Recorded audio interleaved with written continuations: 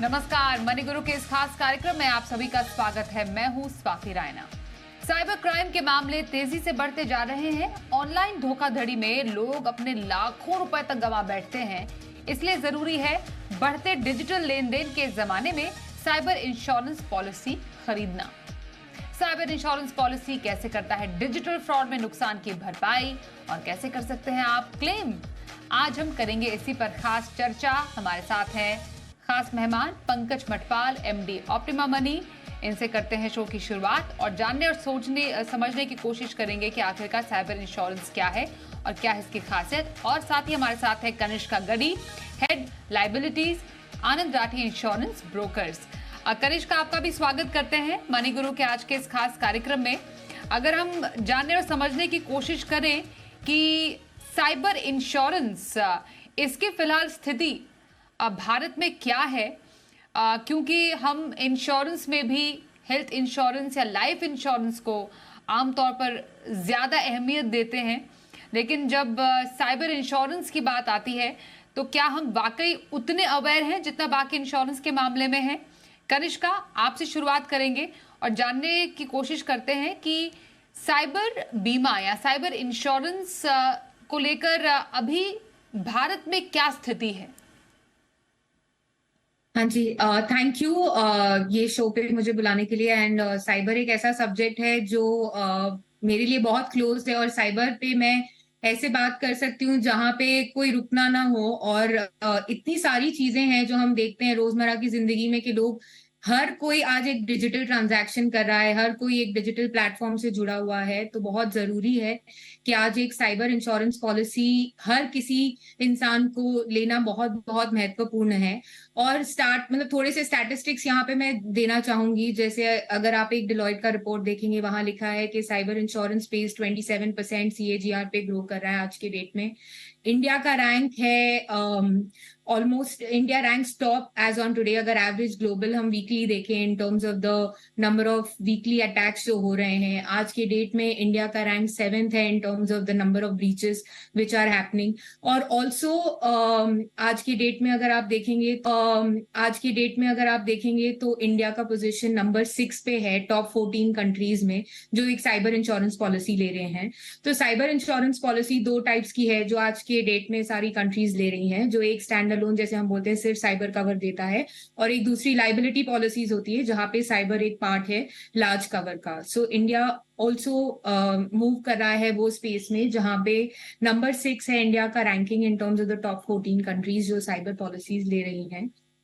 तो it's very very important आज के डेट में एक साइबर पॉलिसी होना, not only for large organisations but small mid size organisations और इंडिविजुअल्स के लिए भी उतना ही महत्वपूर्ण है ये पॉलिसी लेना।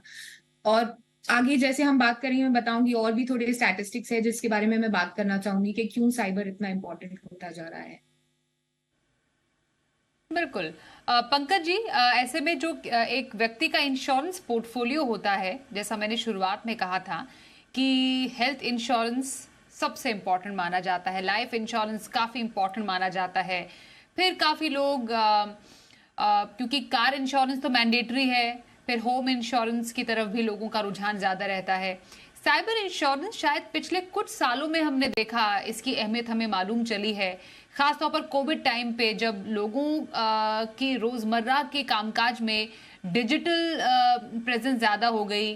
फिर हमने देखा डीमोनेटाइजेशन के बाद जब कैशलेस लेन देन की तरफ ज्यादा रुझान बढ़ा, उसके बाद इक्वल जो एक कह सकते हैं फोकस अटेंशन था वो हैकर्स का भी इस तरफ आया कि कैसे यहाँ से थोड़ा बहुत ठगी की जाए। तो शायद यही वजह थी कि साइबर इंश्योरेंस को लेकर काफ़ी ज़्यादा जागरूकता बढ़ी।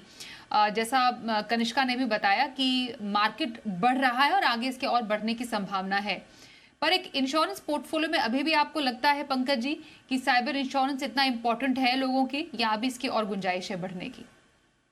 देखिए स्वाति जी, जहाँ तक सवाल है इम्पोर्टेंस का, तो ये बहुत ही इम्पोर्टेंट है। जितना ज़्यादा कंप्यूटर का इस्तेमाल हो रहा है, जितना ऑनलाइन हम चाहे वो ऑनलाइन शॉपिंग हो या फिर एजुकेशन हो या किसी भी चीज़ के लिए हम यूज़ कर रहे हैं इंटरनेट का, उतना ही रिस्क बढ़ रहा है और साइबर अटैक्स बढ़ रहे हैं और कई तरह के नुकसान। ये सिर्फ मतलब एक फाइनेंशियल अनऑथराइज्ड फाइनेंशियल ट्रांजैक्शन तक सीमित नहीं है, बल्कि चाहे आपका पर्सनल डेटा हो, आपका सोशल मीडिया हो, और उसकी वजह से फर्स्ट पार्टी यानी कि आपको डायरेक्टली नुकसान हो सकता है, या फिर आपके पास जो डेटा है, आप हो सकता है ऐसे प्रोफेशन में हो जहां पर कि आपके क्लाइंट का डेटा आपके कंप्यूटर में है, और साइबर अटैक की वजह से आपके क्लाइंट्स का नुकसान हो जाता है, थर्ड पार्टी लायबिलिटी राइज हो सकती है। तो कई तरह के नुकसान यहां पर हो सकते हैं। तो जहां तक सवाल है कि जरूरत का, ये तो बिल्कुल कनिष्का ने भी जैसा एक्सप्लेन किया कि शायद जरूरत तो बहुत ज्यादा है, लेकिन अगर हम बात करें कि कितनी अवेयरनेस है, तो मुझे लगता है अभी भी बहुत शायद काफी जरूरत है। जितना अभी शायद अगर हम बात करें ऑर्गेनाइजेशन की, तो ऑर्गेनाइजेशन लेवल पे तो फिर भी शायद इसकी डिमांड बढ़ रही है या फिर यूज बढ़ रहा है, लेकिन अगर हम बात करें इंडिविजुअल लेवल पर, तो अभी भी लोगों में अवेयरनेस की कमी है। या शायद ऐसा लगता है, जिसे हम बात करते हैं ना घर का इंश्योरेंस, तो हम लाइफ लेते हैं, हेल्थ लेते हैं, जब बात आती है प्रॉपर्टी इंश्योरेंस की तो वहां पर अवेयरनेस कम होती है। उसी तरह से ये जो साइबर इंश्योरेंस है इंडिविजुअल लेवल पर, यहां पर अभी भी उतनी ज्यादा एक्सेप्टेंस नहीं है जितने की जरूरत है। तो कनिष्का, साइबर इंश्योरेंस या साइबर जो नुकसान है उसमें क्या क्या शामिल होता है? किन किन लेवल्स पर किसी को डिजिटली नुकसान हो सकता है जिसकी भरपाई एक साइबर इंश्योरेंस कर सकता है? तो जैसे मैं ऑर्गेनाइजेशन लेवल पे अगर बात करूं, तो जैसे दो टाइप के रिस्क हैं। फर्स्ट पार्टी जो आपका खुद का लॉस है, आपका ओन फाइनेंशियल लॉस है, और थर्ड पार्टी जिसमें किसी ने आपके ऊपर अगर एक लॉ सूट फाइल किया है, आपको कोर्ट जाना पड़ेगा, एक लॉयर हायर करना पड़ेगा, उसका डिफेंस कॉस्ट जो आप पे करते हैं, वो सारी रिस्क है। तो ये दो टाइप की रिस्क है जो साइबर में कवर होती है। इसके अलावा और दूसरी रिस्क है जैसे आइडेंटिटी थेफ्ट। अगर आज आपकी आइडेंटिटी या इंपॉर्टेंट डॉक्यूमेंट्स कॉम्प्रोमाइज हो जाते हैं और आपका डेटा पब्लिक हो जाता है और वो मिसयूज होता है, तो वो टाइप के फाइनेंशियल लॉसेस आपके लिए कवर्ड है। अब इंडिया में भी जैसे साइबर लॉज बहुत स्ट्रिक्ट हो रहे हैं और बहुत जल्दी हम डिजिटल प्रोटेक्शन डेटा एक्ट भी देखेंगे इंडिया में, तो उसके तहत अगर आप डेटा स्टोरेज कर रहे हैं बहुत सारे थर्ड पार्टीज का और आपके ऊपर अगर लाइबिलिटी आता है, तो वो काइंड ऑफ रिस्क भी कवर्ड है पॉलिसी में। सबसे बड़ा रिस्क जो हम देख रहे हैं मार्केट में वो आज के डेट में है रैंसमवेयर रिस्क, जहां पे अगर आपको एक्सटॉर्शन पे करना है, आपका डेटा एनक्रिप्ट हो जाता है, आपको एक्सटॉर्शन पे करना पड़ता है अपना डेटा वापस लाने के लिए, तो वैसा रिस्क भी पॉलिसी में कवर्ड है। पॉलिसी आजकल की इतनी ज्यादा ब्रॉड हो गई है कि अगर आप कोई नेगोशिएटर हायर करना चाहते हैं जो आपके बिहाफ पे नेगोशिएशन कर सके फॉर रैंसमवेयर, वो भी पॉलिसीज में इनबिल्ट है, क्योंकि हैकर्स के साथ डील करना कोई आम बात नहीं है, तो वो भी कवर्ड है पॉलिसीज में। इसके अलावा और दूसरे कवर्स हैं जैसे कॉस्ट ऑफ साइकोलॉजिस्ट भी आजकल की पॉलिसीज में कवर्ड है। उसके अलावा और हमारे पास बिजनेस इंटरप्शन कवर है। अगर आपका business is not able to operate x number of days के लिए ड्यू टू साइबर अटैक, तो वो भी कवर्ड है पॉलिसी में। एंड इंडिविजुअल पॉलिसीज में भी लगभग सिमिलर कवरेजेस है, जैसे अभी इन्होंने बताया कि ऑनलाइन शॉपिंग कवर्ड है, ऑनलाइन बुलिंग कवर्ड है, सोशल मीडिया प्लेटफॉर्म्स पे अगर आपका बुलिंग हो रहा है, आपका इमेज डैमेज हो रहा है, वो कवर्ड है पॉलिसीज में। पॉलिसीज में यहाँ तक कवर उन्होंने दिया हुआ है कि अगर साइबर बुलिंग की वजह से अगर किसी का जॉब लॉस हो जाता है, तो एक्स नंबर ऑफ डेज तक आपका रेम्यूनरेशन या सैलरी कवर्ड है, वो सारे कवर्स भी है। एक इंडिविजुअल पॉलिसी में कॉस्ट ऑफ साइकोलॉजिस्ट कवर्ड है, कॉस्ट ऑफ रैंसमवेयर कवर्ड है, cost of data protection covered है। ये सारे कॉस्ट हैं जो एक इंडिविजुअल पॉलिसी में भी आप ले सकते हैं। इंडिविजुअल पॉलिसी की एक और अच्छी बात है कि फ्लोटर कवर्स अवेलेबल है, आप अपनी पूरी फैमिली को एक सिंगल सम इंश्योर्ड में भी कवर कर सकते हैं। तो आज के डेट में आप जो सोच सकते हैं एक साइबर इंसिडेंट हो सकता है, वो सब कुछ एक पॉलिसी में कवर्ड है। फिशिंग अटैक जैसे हम बोलते हैं कि अगर आपको कोई लिंक आ गया है जिसपे आपने रिस्पॉन्ड कर दिया है और वो फ्रॉड्यूलेंट लिंक है, आपके पैसे चले गए हैं, ये सारे अटैक्स भी कवर्ड है पॉलिसीज में। तो आज आप जो सोच सकते हैं वो सब अवेलेबल है कवर्स के फॉर्म में, क्योंकि इतनी सारी इंश्योरेंस कंपनीज है जो आज हमें ये कवर दे रही है। बिल्कुल। और पंकज जी, अभी अगर ऑप्शंस के हिसाब से समझा जाए तो कितने ऑप्शंस अवेलेबल है साइबर इंश्योरेंस के? किस तरीके की पॉलिसीज मिलती हैं, उनकी क्या खासियत रहती है अलग अलग कंपनीज की पॉलिसीज की? मोरलेस देखेंगे तो सभी इंश्योरेंस कंपनी इस तरह के सभी जो रिस्क हैं उन्हें कवर करती हैं। जैसे अभी कनिष्का ने भी बताया कि रिस्क आप कुछ भी सोच सकते हैं। आपका अगर साइबर अटैक होता है, चाहे वो रैंसम की डिमांड हो या फिर यहाँ तक कि अगर कोई आपकी रेपुटेशन इससे खराब हो रही है, हो सकता है इस तरह की कोई चीजें हों, तो उसका भी कंपनसेशन जो भी होगा या फिर लीगल लाइबिलिटी बनती है, वो सब कुछ कवर होता है। तो सभी पॉलिसीज मोर और लेस इस तरह की सभी चीजों को कवर करती हैं। हाँ, यहाँ पर हो सकता है कि थोड़ा सा प्रीमियम कम और ज्यादा हो सकता है, या फिर कुछ ऑप्शंस हो सकते हैं कि कौन से ऑप्शंस आपको लेने हैं। लेकिन बहुत सारी आज की डेट में ऑलमोस्ट सभी जनरल इंश्योरेंस कंपनीज ये पॉलिसी इशू करती हैं।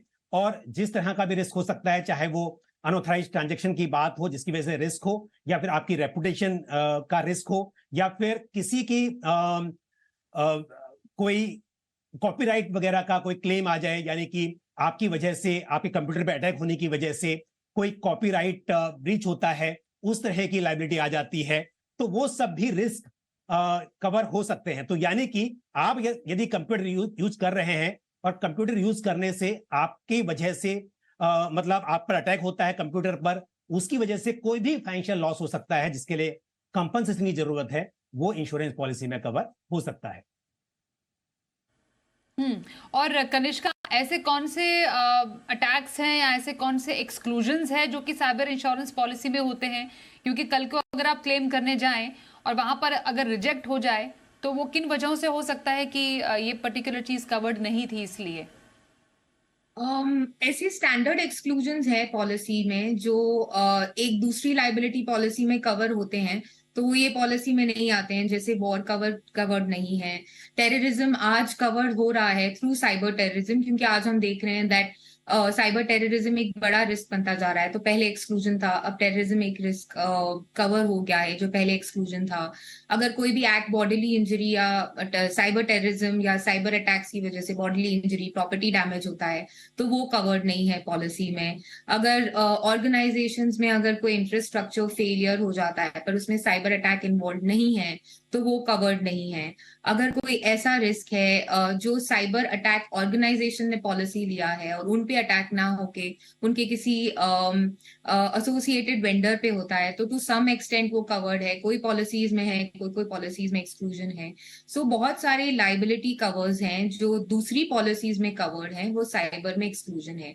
साइबर का एक बेसिक प्रिमाइस है कि अगर साइबर अटैक है और आपको फाइनेंशियल लॉस है या थर्ड पार्टी लॉस है, तो ही पॉलिसी पे करेगी। अगर आपका सिस्टम अटैक है या सिस्टम वेयर एंड टेयर की वजह से अटैक है या आपका सिस्टम डाउन टाइम है, ऐसे बहुत बार हमने देखा है कि सिस्टम डाउन टाइम हो जाता है या वेयर एंड टेयर की वजह से मशीन्स बंद कर देती हैं चलना, उसकी वजह से भी बहुत सारे अटैक्स हम देखते हैं कि साइबर पॉलिसी में आते हैं। बट जब ब्रीच रिस्पॉन्स वेंडर्स जैसे हम बोलते हैं, जब वो ये अटैक्स को देखते हैं और एनालिसिस होता है, एक फोरेंसिक रिपोर्ट बनाई जाती है, तब पता चलता है कि एक्चुअली वो साइबर अटैक नहीं है, वेयर एंड टेयर की वजह से है या सिस्टम डाउन टाइम है। तो वैसे अटैक्स पॉलिसी में कवर नहीं होते हैं। वो क्लियर कट एक्सक्लूजन है, क्योंकि ये पॉलिसी बहुत स्पेसिफिकली सिर्फ और सिर्फ साइबर अटैक्स के लिए ही बनी है, जो स्टैंड अलोन पॉलिसी साइबर की हैं। अगेन ऑर्गेनाइजेशन लेवल पे डायरेक्टर्स ऑफिसर्स का जो लाइबिलिटी होता है, वो एक सेपरेट डीएनओ जैसे हम बोलते हैं, directors and officers liability policy में कवर होती है, साइबर में नहीं कवर होता है। तो ये सारी चीजें हैं जो साइबर पॉलिसी में एक स्टैंडर्ड एक्सक्लूजन जैसे आती है और कवर नहीं होती है। साइबर इंश्योरेंस की अहमियत आज हम समझ रहे हैं। हमारे साथ है पंकज मटपाल ऑप्टिमा मनी से और कनिष्का गडी आनंद राठी इंश्योरेंस ब्रोकर से।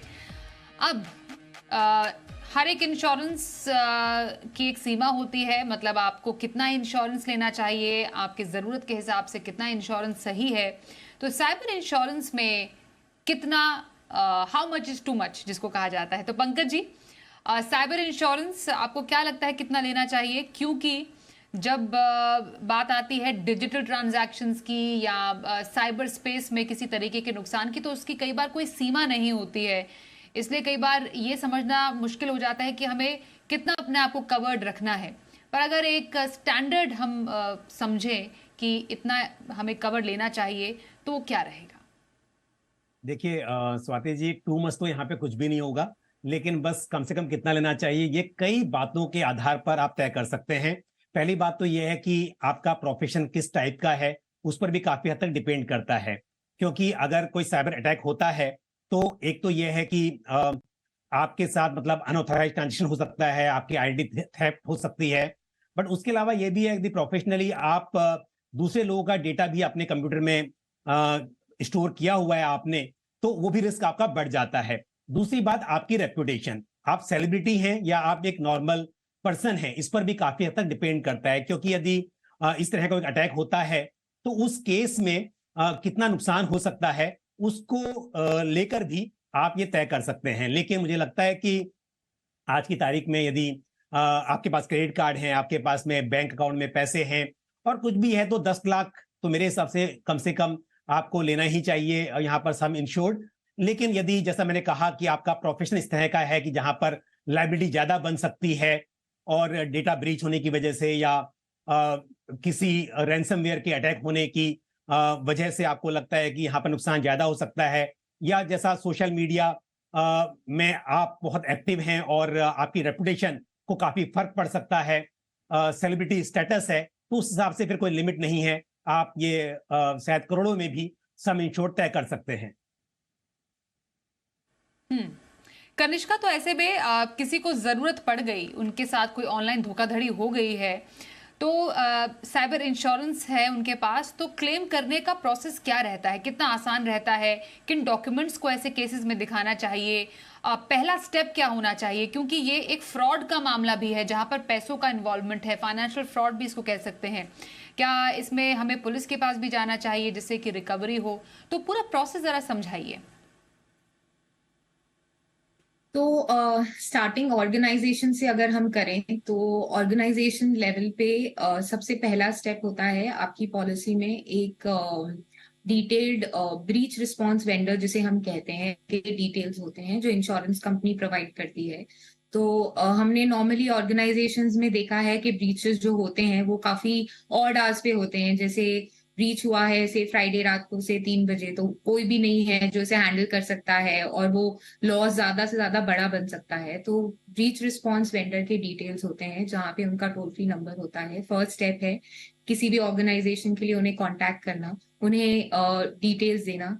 जो इनिशियल स्टेप हम उसे बोलते हैं ट्रायाज, जो ब्रीच रिस्पांस वेंडर करता है, और वो जानने की कोशिश करते हैं कि क्यों आपको ये लॉस हुआ है। फोरेंसिक रिपोर्ट्स प्रिपेयर होती है, आप उन्हें डेटा देते हैं जिसके बेसिस पे उन्हें समझ में आता है कि एक साइबर अटैक है, और अगर साइबर अटैक है तो कहाँ से उसका सोर्स क्या है, कैसे हुआ है वो। और उसके बाद पूरा प्रोसेस स्टार्ट होता है जहाँ पे साइमल्टेनियसली इंश्योरेंस कंपनी भी इन्वॉल्व होती है। इंश्योरेंस कंपनी अपने एंड से इन्वेस्टिगेटर्स भी लगाती है और एक सेट ऑफ डॉक्यूमेंट्स आपको दिए जाते हैं जो आपको सबमिट करने होते हैं।